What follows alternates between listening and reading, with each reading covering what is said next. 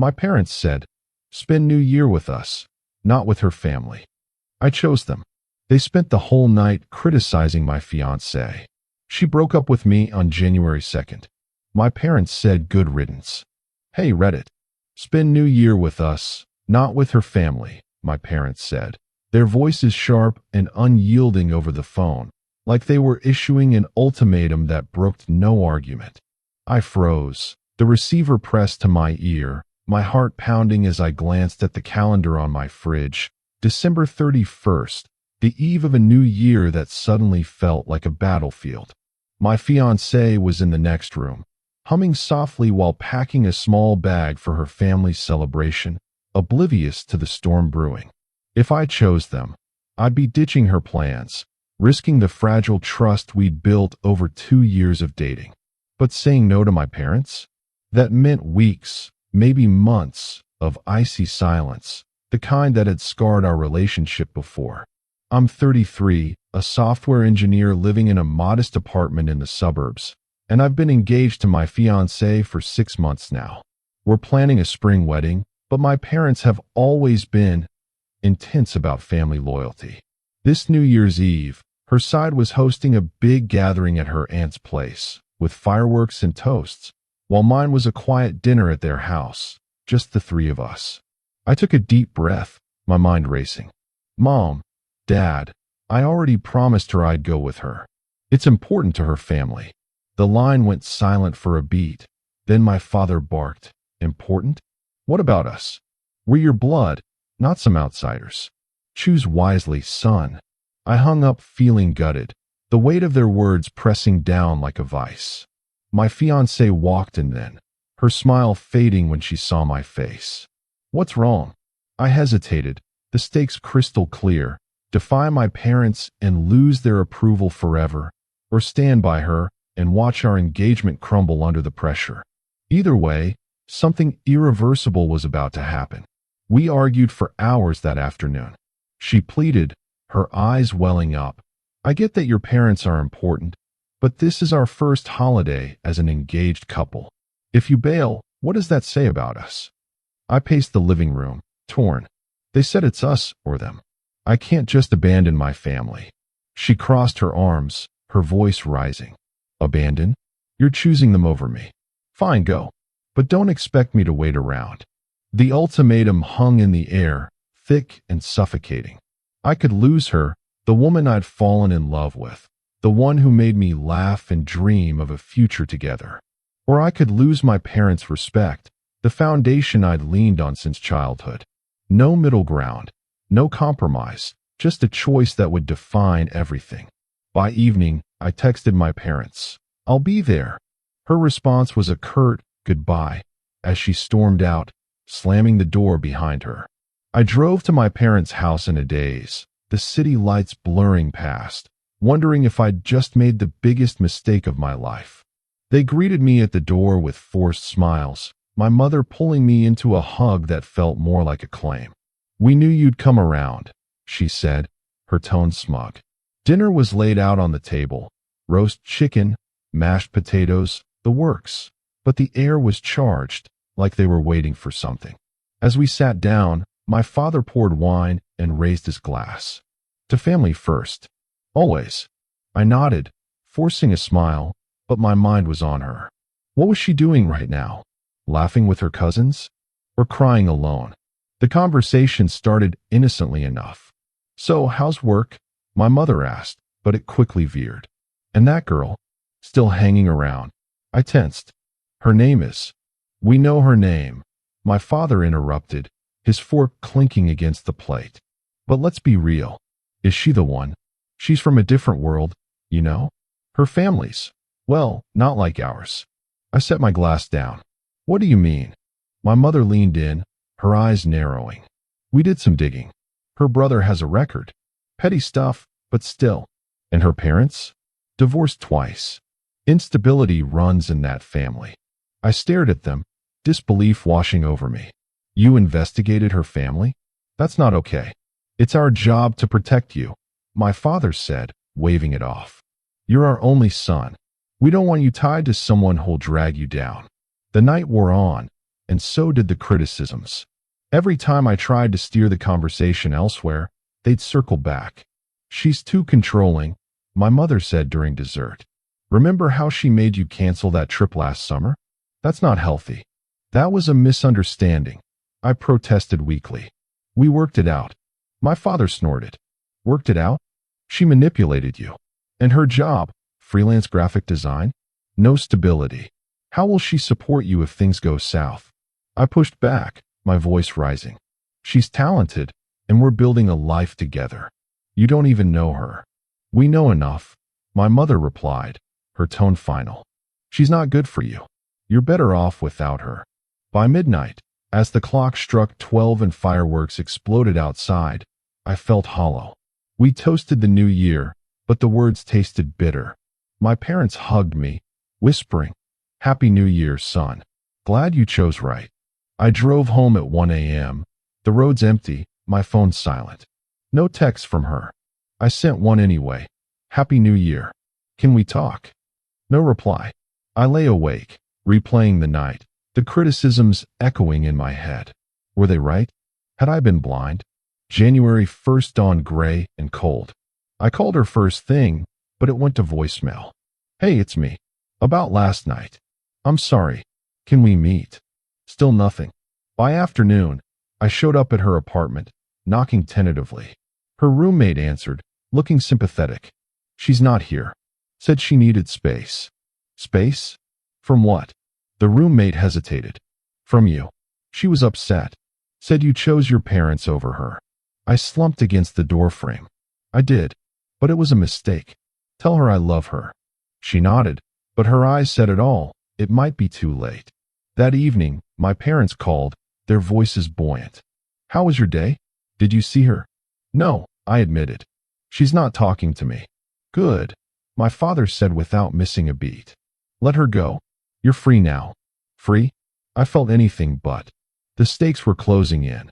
If I couldn't fix this, our engagement was over. 2 years of love, of planning a future, slipping away because of one night. January 2nd. I texted her all morning, pleading. Finally, at noon, she replied, "Meet me at the park." 2 p.m. I arrived early, pacing under the bare trees, the winter wind biting. She showed up, bundled in a coat, her face pale and drawn. No hug, no smile.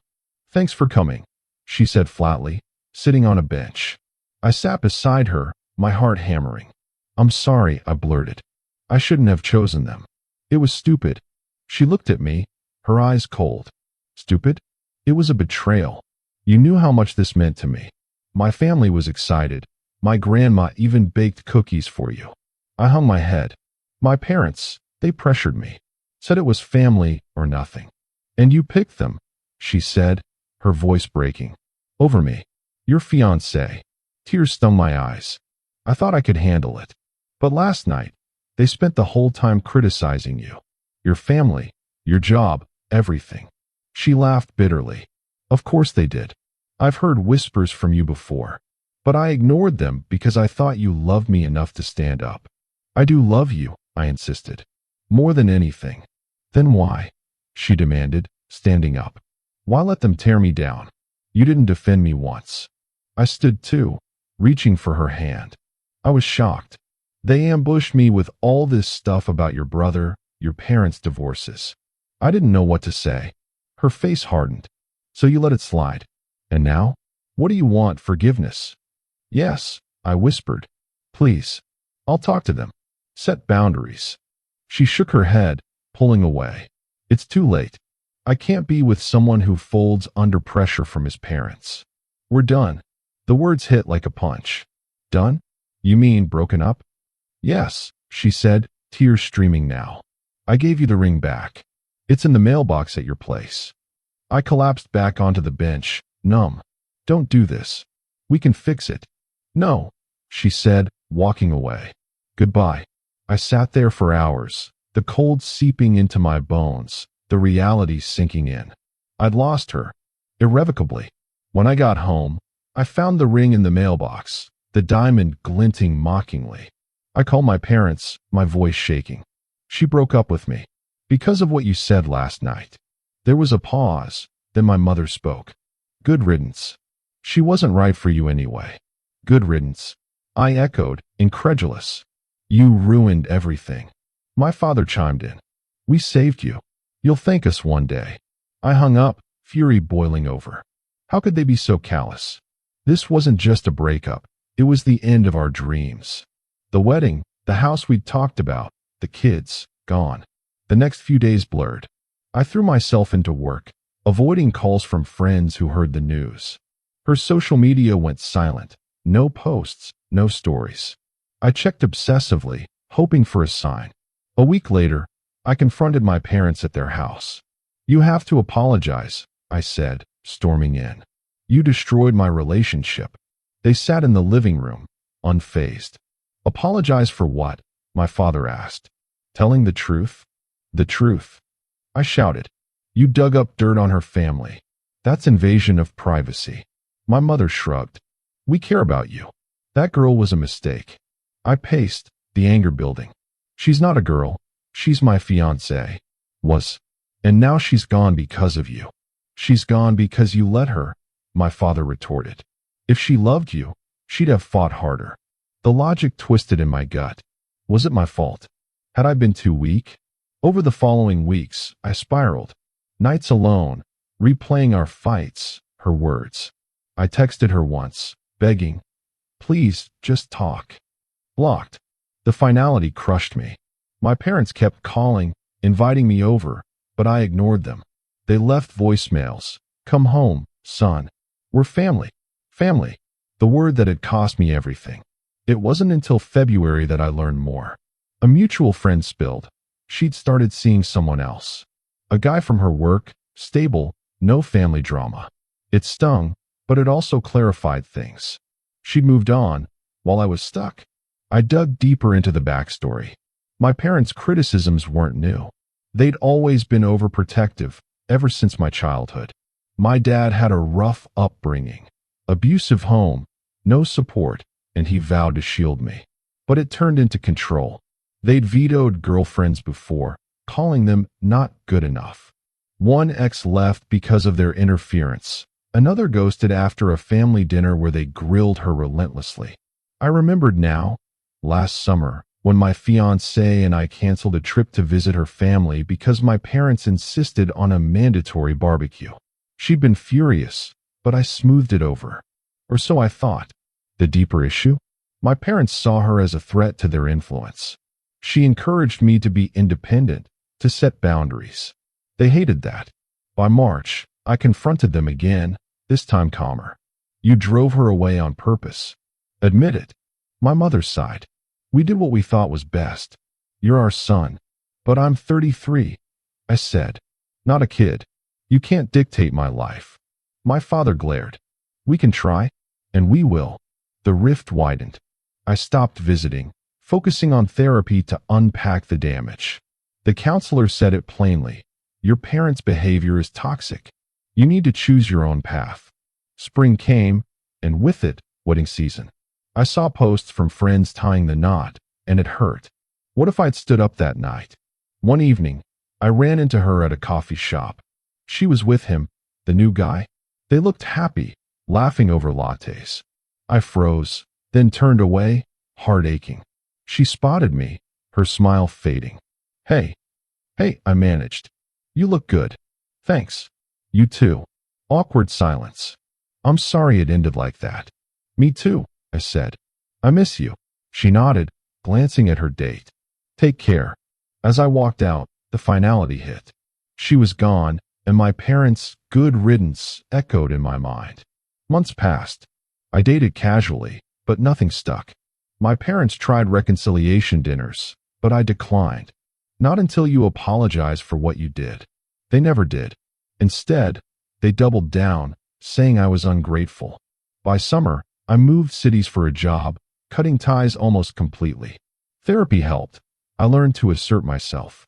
Looking back, that New Year's Eve was the turning point. Choosing them cost me her, but it also freed me from their grip. The stakes were high, losing love or losing control, but in the end, I lost both temporarily. Now, I'm rebuilding, alone but stronger. My parents still call sometimes. Come home, they say. I don't. Not yet. Maybe never. The story doesn't end with a fairy tale. But it's mine, and I'm owning it.